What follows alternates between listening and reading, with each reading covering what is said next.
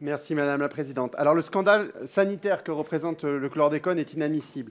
Et puisqu'on parle de recherche dans cet amendement, je voudrais rappeler que dès 1963, les chercheurs ont démontré la toxicité du chlordécone. Il ne sera hélas interdit que 30 ans après. Alors, mais je voulais prendre la parole sur cet amendement parce qu'il faut tirer toutes les conclusions de ce drame sanitaire et organiser dans la durée notre système de recherche et de veille sanitaire pour être en mesure de détecter et de répondre à ce type de pollution. Alors évidemment, nous soutenons cet amendement. Il est absolument nécessaire de rechercher le chlordécone dans les sols, mais aussi une partie de ses dérivés. En écotoxicologie, nous savons bien qu'un polluant peut se dégrader et donner d'autres polluants, eux aussi cancérigènes.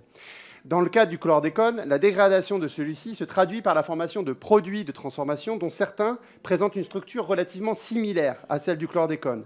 Il apparaît alors primordial d'étudier la toxicité de ces produits ainsi que leurs propriétés afin d'évaluer leur rémanence et leur capacité de transfert vers l'eau et les plantes.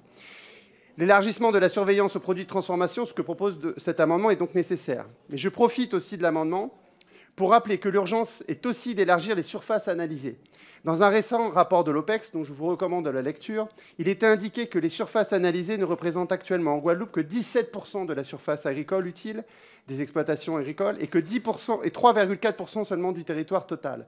En Martinique, les surfaces ne représentent que 23% des zones agricoles et 9% du territoire total. Il est donc aussi urgent de développer des méthodes de décontamination, de dégradation, ce dont ne parle pas l'amendement, mais qui est bien indiqué dans le rapport de l'OPEX. Et je conclurai là-dessus.